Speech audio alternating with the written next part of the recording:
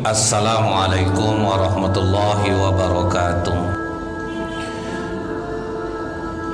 Innal hamdalillah nahmaduhu wa nasta'inu wa nastaghfiruh wa na'udzu billahi min shururi anfusina wa min sayyiati a'malina. May yahdihillahu fala mudhillalah wa may yudlil fala hadiyalah. Asyhadu an la ilaha illallah wahdahu la syarikalah wa asyhadu anna Muhammadan abduhu wa rasuluh. Allahumma sholli wa sallim wa barik ala hadzal nabiyil karim wa ala alihi wa sahbihi ajmain. Hadirin hadirat yang semoga kita semua senantiasa dirahmati oleh Allah. Bersyukur kita kepada Allah dengan mengucapkan alhamdulillahirabbil alamin. Semoga Bapak Ibu diberi kesehatan oleh Allah, dimudahkan urusan, dimurahkan rezeki insyaallah. Dan mudah-mudahan kita mendapatkan apa yang dijanjikan oleh Rasulullah, wa banallahu lahu baitan fil jannah min yakutatin, mendapatkan rumah di surga yang terbuat dari mutiara yakut yang sangat indah. Amin ya rabbal alamin. Bersolawat kita kepada Rasulullah sallallahu alaihi wasallam dengan ucapan Allahumma sholli ala Muhammad wa ala alihi washabbihi wasallim. Semoga dengan banyak kita bersolawat kita mendapatkan syafaat di yaumil akhir kelak. Kita lanjutkan kembali Pak. Ini Abu Ubaid, Baihaqi dan Ibnu Asakir meriwayatkan beserta sanadnya dari Suwaid bin Ghafatah radhiyallahu anhu. Jadi di sini disampaikan ketika Khalifah Umar bin Khattab sampai di Syam, di Syria sekarang Pak. Tiba-tiba ada seorang Yahudi yang berlari menuju Khalifah Umar bin Khattab. Kata orang Yahudi ini, lihat apa yang dilakukan umat muslim kepada aku. Kepala bocor Pak, badan habis dipukul. Walaupun dia orang Yahudi Pak, bagi Umar ini suatu tindakan yang tidak terpuji. Karena orang Yahudi yang tidak mengganggu umat Islam mendapat perlindungan dari zaman Rasulullah sampai para sahabat pun mengamalkan ini. Langsung Umar memanggil yang namanya Suhaib. Suhaib, kau temukan siapa yang menjadi pelaku pemukulan ini. Suhaib begitu menerima perintah Khalifah Umar bin Khattab langsung Pak, mencari. Tidak lama dapat tersangkanya Pak. Ternyata sahabat Rasulullah juga yang dijamin juga masuk surga, yaitu Auf bin Malik radhiyallahu anhu. Ditanya oleh Suhaib, kau yang melakukannya? Iya. Kalau begitu kau pergilah ke tempat Mu'adz bin Jabal. Coba ceritakan sama dia. Nanti takutnya kalau kau yang menjelaskan Umar tidak bisa terima. Kau sampaikan Mu'adz bin Jabal, Umar kan didengarnya Mu'adz bin Jabal ini. Jadi nanti Mu'adz bin Jabal yang menerangkan, menyampaikan dulu kepada Khalifah Umar bin Khattab. Nanti kalau kau dibilang suruh jelaskan, baru kau jelaskan. Mu'adz bin Jabal ini kenapa disegani oleh Umar bin Khattab? Dulu awalnya Rasulullah itu mengajarkan kepada para sahabat, kalau misal orang sholat jamaah nih Pak, kemudian ada yang datang terlambat, maka yang datang terlambat ini harus di luar barisan dia dulu. Kemudian dia memukul pundak orang yang depan. Nanti orang depan memberikan kode sudah berapa rakaat sholat. Nanti yang di belakang ini dia kejar dulu Pak. Dia kejar sampai dia bisa sama dengan orang yang di saf depan, baru dia boleh masuk ke depan. Nah, itu awalnya dulu yang diajarkan Rasulullah itu Pak.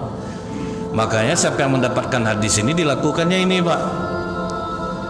Dikejarnya dulu Pak, kan ngebut dari belakang, langsung masuk barisan, langsung sama. Nah, Mu'adz bin Jabal hari itu masuk Pak. Mu'adz bin Jabal masuk, sudah dikode-kode sama orang Pak, tanpa dia memukul, tahu orang dia lambat masuk Pak kan, tegak langsung dia di barisan orang yang sholatnya dari awal. Udah dikode-kode sama orang samping nih, 2 rakaat. Mu'adz bin Jabal terus saja sholat. Pas Rasulullah salam, langsung Mu'adz bin Jabal berdiri Pak. Berapa dia kurang, kemudian dia lakukan. Nah, macam kita nih lah Pak sekarang. Itu Mu'adz bin Jabal awalnya Pak. Setelah itu sahabat mengadu ke Rasulullah, Mu'adz bin Jabal melakukan sesuatu yang tidak kewajarkan dari Rasulullah. Biasanya kan kita siapa yang terlambat datang sholat kita kasih kode. Nanti baru setelah dia buru, baru dia boleh masuk. Ini langsung dia berada di samping Rasulullah. Kemudian setelah salam, baru dia menyempurnakan berapa kekurangan dia. Maka kata Rasulullah, mulai saat ini siapapun yang terlambat datang sholat, hendaklah meniru yang dilakukan oleh Muadz bin Jabal. Itulah awalnya makanya sholat sunnah, sholat fardu kita siapa yang terlambat seperti sekarang ini, Pak. Nah, jadi Umar segan betul nih, Pak, sama Muadz ini. Nah, karena ini orang-orang yang sudah apa yang dibuatnya menjadi sunnah dalam Islam. Kemudian begitu sholat asar telah selesai dilaksanakan, orang sudah selesai zikir, sudah selesai doa, Umar kembali mengulang, mana Suhaib? Langsung berdiri Suhaib. Ya Khalifah, sudah dapatkah kau tersangkanya Suhaib? Sudah Khalifah. Yang melakukannya adalah Auf bin Malik. Langsung Muadz bin Jabal tegak, jangan terburu-buru mengambil keputusan Khalifah. Berikan kesempatan untuk Auf bin Malik menjelaskannya, supaya kau tidak salah nanti memberikan hukuman. Silahkan Auf bin Malik. Jadi kata Auf bin Malik, aku melihat dengan mataku Yahudi ini membuntuti seorang muslimah yang sedang menaiki keledai. Kemudian dia berusaha mendorong keledai itu, tetapi gagal untuk menjatuhkannya. Setelah itu dia kejar, dia dorong perempuan ini. Perempuan itu terjatuh, kemudian dia cabuli perempuan itu dan dia tindih. Dan aku langsung mengejarnya, memukul dan mencambuknya. Bisa nyari perempuan yang menjadi korbannya. Akhirnya Suhaib mencari, Pak. Dapat. Ketemu dengan suaminya, ketemu dengan ayah kandung perempuan ini. Aku akan pergi ke sana menjelaskan, kata perempuan ini. Kata suaminya, jangan, nanti nampak kau sama orang, malulah kau nanti, orang ramai. Biar aku dan ayah yang pergi ke tempat Umar untuk menjelaskan. Nah, pergilah dia berdua ayahnya, Pak. Sampai di tempat Umar dijelaskanlah oleh ayah dan anak ini, Pak, suami dari perempuan ini, bahwa betul kejadiannya perempuan ini telah dicabuli oleh orang Yahudi ini. Maka kata Umar bin Khattab, Auf bin Malik bebas, tidak kena hukum, dan ini pantas mendapatkan salib untuk orang Yahudi ini. Itulah pertama kali Umar menghukum, menyalib orang Yahudi, Pak, karena melakukan tindak pencabulan. Sempat hukum ini sampai sekarang bertahan. Ada berapa banyak yang kena salib hari ini kira-kira tuh? Disalib rupanya, Bu. Yang mencabuli orang disalib. Salib lumayan tuh, Pak, dipaku, dibiarkan sampai mati, sampailah nanti menjadi makanan burung-burung pemakan bangkai, kan dibiarkan tuh, Pak, salib. Jadi dia ini ahluz zimmah, tidak diperangi, tapi kata Umar, kami perjanjian kami sama orang Yahudi, kami jaga kalian ya, selama kalian tidak mengganggu. Tapi kalau udah kalian mencabuli perbuatan zina, ini tidak bisa. Bukan untuk ini kami membuat perjanjian dengan kalian. Jadi ini salah satu sifat Umar bin Khattab, tidak terburu-buru dalam menentukan keputusan, didengarkan dulu apa sebetulnya yang menjadi masalah, barulah diputuskan, Pak. Nah, jadi ini bisa kita amalkan dalam kehidupan kita sehari-hari. Sebelum kita melakukan sesuatu hal hukuman, hendaklah didengarkan dulu alasannya. Nah, kemudian, Pak, ini kisah Bakar bin Sadak radhiyallahu anhu bersama seorang Yahudi. Sadak ini, Pak, dia pernah menjadi pembantu Rasulullah, kodim, pengurus rumah tangga Rasulullah, laki-laki. Jadi seluruh istri-istri Rasulullah itu Sadak inilah yang mengurusnya, Pak. Disuruh-suruh Sadak inilah. Namanya jarang terdengar, Pak. Mungkin sekali ini baru kita mendengar nama Sadak radhiyallahu anhu ini. Tapi Rasulullah salut nengok dia, Pak. Dia ngomong ke Rasulullah, ya Rasulullah, selama ini aku bebas memasuki rumah istri-istrimu. aku udah mimpi basah ya Rasul. Aku mohon untuk tidak lagi memasuki rumah istri-istri. Maksudnya aku sudah mulai dewasa. Mendengar pengakuannya ini Pak, ya Allah, benarkanlah lisan Sadak selamanya dan jadikanlah dia sukses. Itu doa Rasulullah, karena salut Rasulullah dengan pengakuannya Pak. Nah, dia katakan dia sudah mulai dewasa, jadi saya tidak bisa lagi masuk ke rumahmu, ke rumah istri-istrimu ya Rasulullah. Nah, jadi pada masa kekhalifahan Umar bin Khattab ditemukanlah mayat orang Yahudi Pak. Ditemukan mayat orang Yahudi tapi tidak ada saksi dan tidak ada tersangka. Maka Umar bin Khattab pun berpidato. Jadi Pak, pidato Rasulullah, pidato sahabat, tidak ada yang panjang macam kami ini Pak. Kadang heran Bu ya, kalau kita lihat rangkuman ceramah Rasulullah itu tidak sampai 5 menit Pak. Kami ini kadang udahlah panjang, kadang lupa lah orang sudah dengar tuh Pak. Singkat saja Umar waktu itu Pak. Apakah terjadi pada masaku ada ahli zimmah yang terbunuh?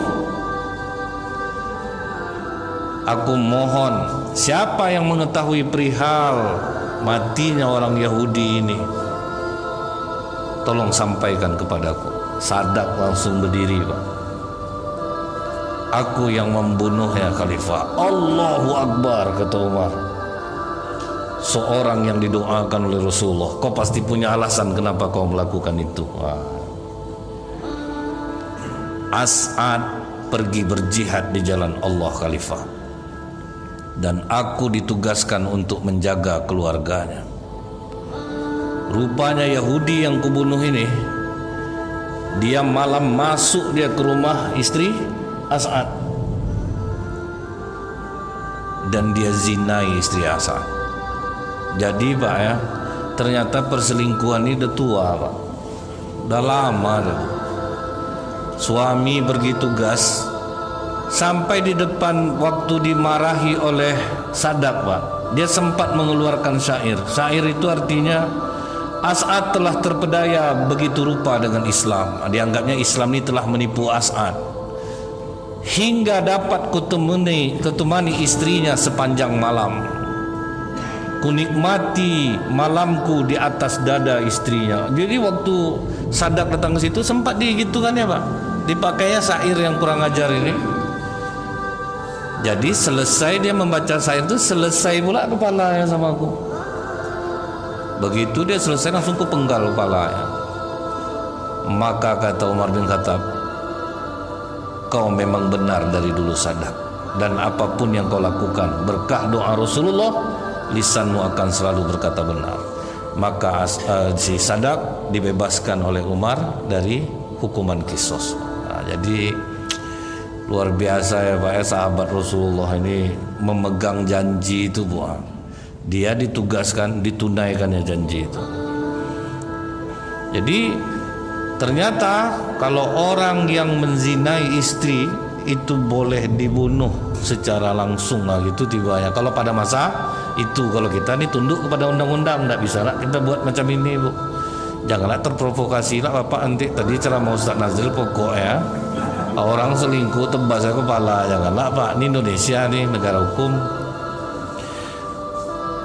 Kemudian Pak, ini surat Umar kepada Abu Ubaidah radhiyallahu an mengenai pembunuhan seorang Yahudi. Masih kisah terbunuhnya orang Yahudi.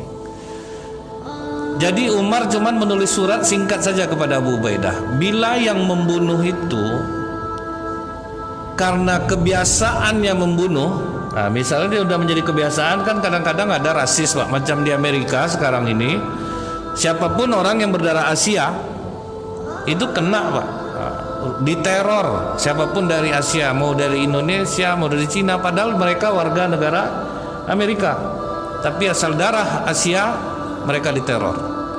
Nah pada masa Rasulullah juga, pada masa Khalifah Umar ada yang seperti ini. Makanya kata Umar kepada Abu Ubaidah, kalau memang dia biasa membunuh, bunuh pula dia, walaupun dia seorang muslim. Ahli zimmah yang tidak bersalah dia bunuh, penggal kepalanya. Tapi kalau karena dia khilaf, tidak sengaja, maka disuruh dia membayar 4.000 dirham. 4.000 dirham ini sekitar 28 juta, Pak. 4 kali 70.000 kalau dirham sekarang. Jadi lumayan juga, Pak, ya. 28 juta untuk membayar diatnya. Tapi kalau misalnya dia kena khilaf, bayar diat. Kalau memang menjadi kebiasaan, bunuh juga. Jadi tidak ada mandang agama. Orang Islam yang salah, Islam itu dibunuh. Jadi ini sangat berat untuk diamalkan pada masa sekarang, Pak. Karena kalau kita ya udahlah, diamkan aja lah. Bagaimana cara supaya ini bisa kita sembunyikan? Kita sembunyikan. Masih ada perasaan yang salah ini, Pak. Masih ada menggunakan perasaan dalam menetapkan hukum. Ini memang berat juga nih, Pak. Kadang dialah membiayakan anak, cabutlah kau, ini duit bapak kirim sama kau terus. Pokok cari tempat yang aman, Pak. Akan terjadi seperti itu, Pak. Pasti akan melindungi. Mudah-mudahan tidak dapatlah kita ujian macam ini, Pak, kan? Berat nih ujian ini. Kemudian, Pak, Imam Malik dalam juz 4 kitabnya halaman 22 meriwayatkan sanadnya dari penduduk Kufah. Jadi waktu itu sampai kabar kepada Khalifah Umar, Bu, ada 4 orang musyrik dalam peperangan lari dari perang karena takut kepada umat Islam. Jadi kata Umar, aku mendengar ada 4 pria musyrik berbadan tegap melarikan diri dari perang. Kemudian kalian mengejarnya.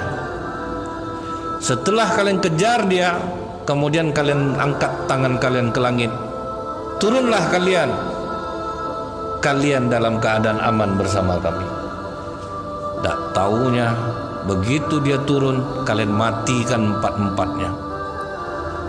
Terdengar sekali lagi aku kejadian seperti ini, aku penggal kepala kalian. Jadi dalam Islam ini, kalau sudah memberikan orang jaminan keamanan, jangan dikhianati. Kita harus taat sama janji, Pak, walaupun resikonya tinggi. Jadi Umar marah betul dia, Bu. Kalau memang kita udah kasih jaminan keamanan, jangan coba-coba dibunuh. Nggak taunya kalian matikan 4-4-nya. Karena umat Islam ini jangan balas-membalas. Karena di zaman Rasulullah, Pak, ada orang Islam yang dikepung oleh orang Quraisy, kemudian tertangkap 3 orang. Jadi waktu tertangkap 3 orang ini, kata orang Quraisy ini, kalian berada dalam jaminan keamanan kami. Rupanya dilibasnya 3-3-nya, Pak. Nah, Rasulullah tidak mau balas-membalas macam itu, Pak. Kalau memang sudah kita janjikan aman, harus kita tunaikan. Nah, yang membuat sahabat Rasulullah teguh kuat itu, Pak, karena mereka teguh memegang janji ini lah, Pak. Rasulullah, Bu, waktu mau perang Badar, ada sahabat yang tertinggal hijrah, namanya Huzaifah, Pak. Huzaifah sama bapaknya pergi berhijrah beberapa hari sebelum terjadi perang Badar. Tentu diadang orang kafir Quraisy, Pak. Kau tidak boleh berangkat. Kau pasti akan bergabung dengan tentara Islam untuk memerangi kami di Badar. Kau kami lepaskan, tapi kau janji jangan sampai kau bergabung dengan tentara Islam untuk menggempur kami. Karena Huzaifah ini lumayan ditakuti, Pak. Oke, aku janji. Menurut Huzaifah, aku iya-iyakan aja. Yang penting nanti aku gabung sama Rasulullah. Sampai di Madinah, diceritakan Huzaifah, Pak, aku kemari dihadang sama orang Quraisy Rasulullah. Tapi akhirnya aku bisa lolos. Aku buat aja janji sama orang itu. Apa janji yang kau buat? Aku tidak akan bergabung dengan tentara Muslim untuk memerangi mereka di Badar. Kata Rasulullah, pasukan kita memang kurang. Jumlahnya hanya 315 orang. Untuk kekurangan pasukan ini, kita minta tolong kepada Allah. Tapi mengenai janjimu sama orang Quraisy, hendaklah engkau tunaikan. Jangan kau bergabung dengan kami untuk memerangi mereka di perang Badar. Sama musuh aja, Pak, ditunaikan Rasulullah janjinya, Pak. Nah, kelemahan kita ini sekarang nih, Bu, mengingkari janji ini lah, Pak. Ya, Pak. Ada pepatah Arab mengatakan, fabila fabdain kiftanadam. lebih baik katakan tidak daripada mengatakan iya, engkau akan menyesal. Maksudnya apa? Kalau sudah tertunaikan janji, seberat apapun risikonya harus ditunaikan. Kita nganggap remeh selama ini, Pak. Janji sama anak rupa dikecewakan, ada alasan mau dibuat, Pak, kan? Janji sama cucu, janji sama kawan, banyak kita nih yang sudah mengingkari janji. Jadi memang inilah kelebihan yang diajarkan Rasulullah kepada sahabat untuk menepati janji. Nah, ini kejadian yang paling memilukan Umar bin Khattab. Padahal kita tahu, Pak, feeling Umar itu kuat, Pak. Sampai kata Rasulullah, yang paling kuat feelingnya, yang hampir sama terus kata-katanya dengan wahyu adalah Umar bin Khattab, yang selalu menyamai wahyu. Ada nama pemimpin Persia, Irak sekarang tuh, Bu, namanya Hurmuzan. Hurmuzan itu pemimpin Persia yang tertangkap oleh umat Islam, dibawa ke Madinah, Pak. Begitu sampai di depan Umar, karena ini orang terpandang di Persia. Ini Persia udah takluk nih, Pak, di tangan umat Islam. Kata Umar bin Khattab, sekarang coba kau berbicara tentang kami. Kata Hurmuzan, perkataan orang mau dipenggal kepalanya atau perkataan orang yang hanya ditawan saja? Kata Umar, ngomong aja apa yang kau suka, labas, ngomong aja, tidak apa-apa. Nah, itu tibanya, Pak, tidak apa-apa, ngomong saja. Rupanya apa omongannya? Omongannya memancing emosi Umar bin Khattab. Dulu, kata Hurmuzan, sebelum kalian kenal Islam dan Allah, kami bebas memerintah kalian. Kalian ini budak bagi kami orang Arab ini. Tapi semenjak kalian mengenal Islam dan kalian punya Allah, kami tidak punya kekuatan apa-apa lagi bagi kalian. Perkataan itu tersinggung Umar, Pak. Ini kurang ajar Hurmuzan ini. Ditanyai dulu ke Anas, Anas, aku bunuh aja lah dia, enggak? Lain cara ngomongnya nih. Kau telah mengatakan labas, tidak mengapa ngomong apa saja. Kau tidak boleh membunuhnya. Ingat janji kita. Kita sudah menyuruh dia ngomong apa saja. Terus sekarang mau kau bunuh dia. Waktu itu Umar mengatakan kepada Anas apa? Dibayar berapa kau sama dia? Kau disuap sama Hurmuzan? Tidak, Khalifah. Sama sekali aku tidak ada menerima duit dari dia untuk mengatakan bebaskan saja dia. Cuman kau perlu tahu, orang Persia tentara terlatih.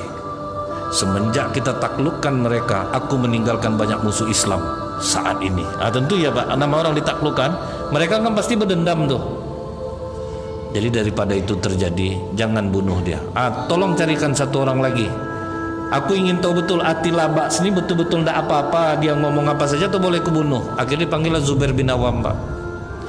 Kata Zubair bin Awam, iya Khalifah, kalau kau telah mengatakan tidak apa-apa, berarti kau tidak boleh membunuh dia. Oke. Tapi ingat kalian ya, aku ragu dengan kata-kata ini. Akhirnya Hurmuzan masuk Islam, Pak. Syahadat Hurmuzan, masuk Islam dia, tapi Umar tetap ragu. Sementara umat Islam mempercayai Hurmuzan ini sudah masuk Islam dengan baik. Karena Hurmuzan tinggal di Madinah, dapat uang dari Baitul Mal, Pak. Karena apa? Dia pembesar di Persia. Rupanya, Bu, apa yang terjadi dengan Hurmuzan ini? Banyak orang Persia yang datang ke Madinah, Pak. Termasuklah Abu Lu'lu'ah, tentara rahasia terlatih Persia yang nyamar jadi budak Al-Mughirah bin Syu'bah. Akhirnya mereka bebas masuk Madinah. Umar udah curiga nih, Pak. Jadi Abu Lu'lu'ah ini, Pak, pembuat senjata. Wah, banyak orang Madinah sayang sama dia, Pak. Dia masuk Islam nih. Hurmuzan masuk Islam. Tapi rupanya dia merencanakan sesuatu dengan Hurmuzan. Jadi Hurmuzan ini sudah dicurigai, Pak, oleh Abdurrahman bin Abu Bakar, anak Abu Bakar Siddiq. kedapatan Abu Lu'lu'ah satu hari sebelum kematian Umar, dia berada di rumah Hurmuzan. Kepergok sama Abdurrahman, dikeluarkannya pisau bermata dua, Pak, mengancam Abdurrahman. Kau jangan menuduh-nuduh kami. Itulah tibanya, Pak, ya. Kami tidak ada, kami kan cuma ngomong biasa saja. Akhirnya curiga.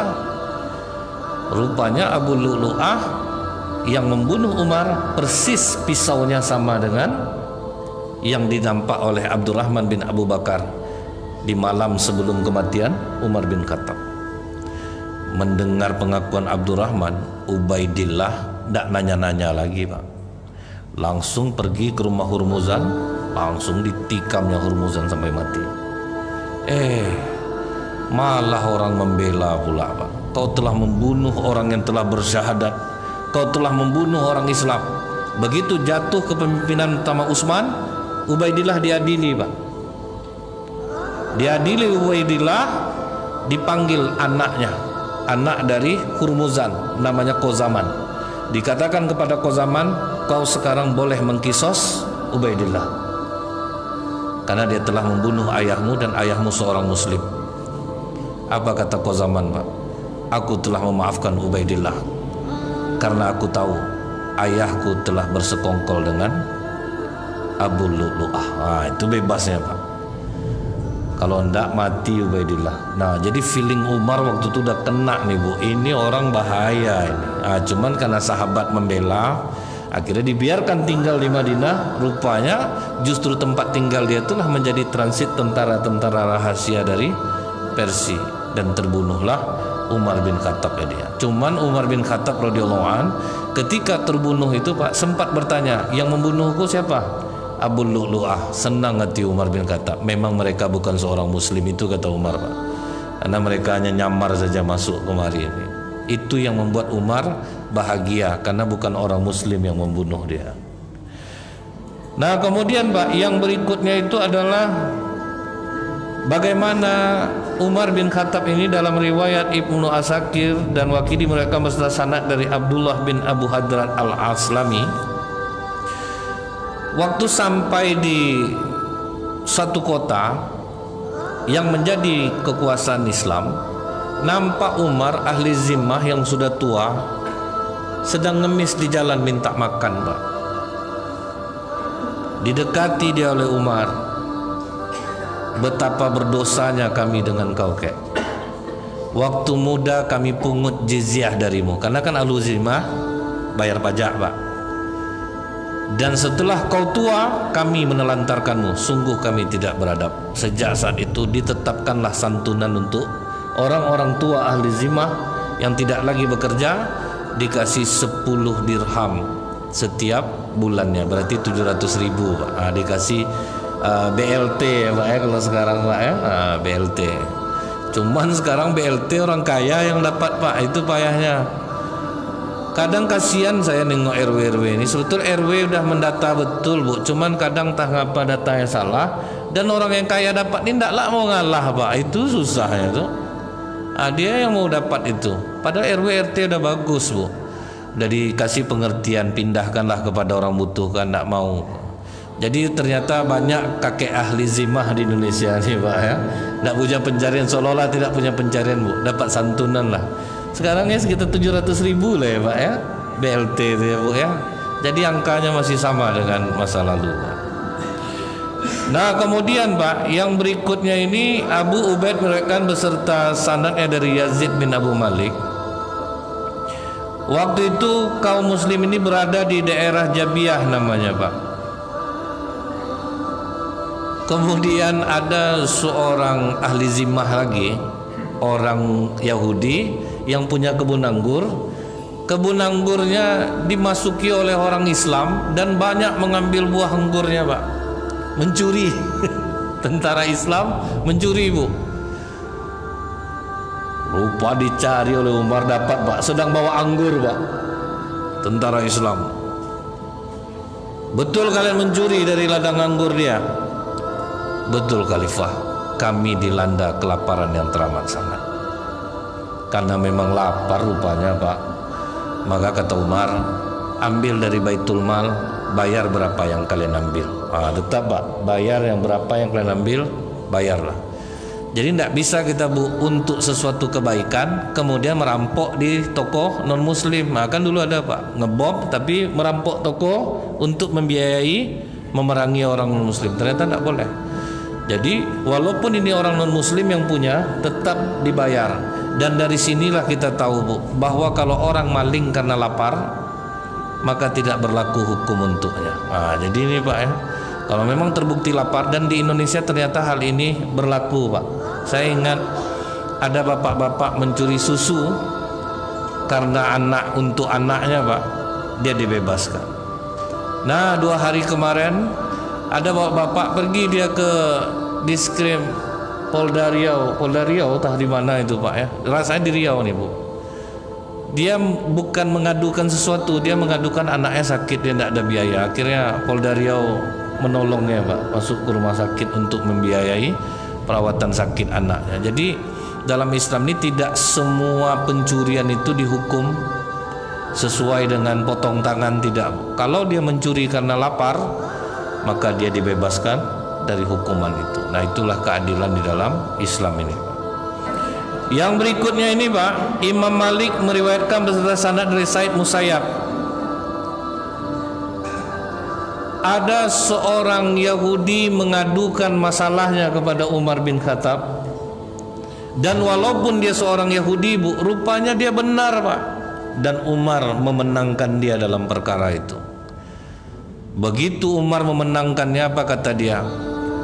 Kau menghukum sesuai dengan apa yang ada di kitab kami. Apabila seorang penguasa itu dia menghukum dengan cara yang benar, maka ada 2 malaikat bersamanya yang akan selalu meluruskan tindakannya. Jadi kalau kita memang sudah biasa bertindak benar Pak, akan ada malaikat yang selalu membimbing kita untuk berada dalam kebenaran. Tapi apabila dia menghukum dengan cara yang salah, malaikat itu akan naik ke langit dan dia akan dibiarkan jalan sendirian. Jadi ketika kita banyak melakukan kesalahan ini Pak, berarti malaikat tidak ada lagi nolong kita Pak. Karena malaikat rahmat ini banyak Bu. Salah satunya apa kata Rasulullah? Bau apapun yang mengganggu anak cucu Adam dalam masjid, maka malaikat rahmat akan terganggu. Berarti malaikat rahmat itu ada terus Pak. Makanya kita disunahkan Bu, masuk masjid mulut dalam keadaan wangi, badan dalam keadaan wangi ya, supaya malaikat rahmat tidak terganggu. Tapi kalau sempat orang berbau-bau banyak dalam masjid ini Pak, awak tidak dapat jadi doa malaikat rahmat jadinya Pak, kan gara-gara dia ada bau badan nih Bu, kena AC Bu, menjadi-jadi dia Pak. Kalau parfum macam itu mahal harga tuh Pak, di atas 3 juta tuh. Tapi ini kalau bau badan tuh Bu, makin lama makin naik dia. Asal keluar dia dari WC itu aja isi baunya Pak. Itu yang ngeri itu kadang Bu ya. Ragu kita ini bau berak tak siram atau bau orang ini. Jadi memang malaikat rahmat ini sangat banyak Bu. Makanya kalau kita sholat sunat pun di rumah usahakan mulut dalam keadaan wangi Pak. Baca Quran dalam keadaan wangi. Nah yang berikutnya ini Pak, ini yang terakhir sebelum masuk kepada Utsman bin Affan sebagai kekasih Rasulullah, kisah Umar dan Salamah bin Amr Aqwa radhiyallahu anhu. Ini diceritakan Pak, Umar pernah memasuki pasar di Madinah sambil memegang cambuk. Jadi Umar ini mengatakan minggir. Dia mukul pelan Pak, tapi kena Salamah bin Amr ini, kena bajunya, cuman katanya yang kena, bajunya cuman yang kena. Setahun kemudian dia mau melaksanakan ibadah haji. Datang Umar bin Khattab, Bu, kau mau melaksanakan haji? Iya. Ini uang 600 dinar untuk, bawalah ini untuk melaksanakan haji. Terus kata Salamah ini, kenapa kau mengasihku uang sebanyak ini? Aku masih ingat ketika jalan di pasar setahun yang lalu, cambukku pernah mengenai tubuhmu, dan anggap ini sebagai pengganti. Jangan kau tuntut aku besok di akhirat ya. Wahai Khalifah, aku sudah melupakan kejadian itu. Kau memang lupa, tetapi aku tetap ingat.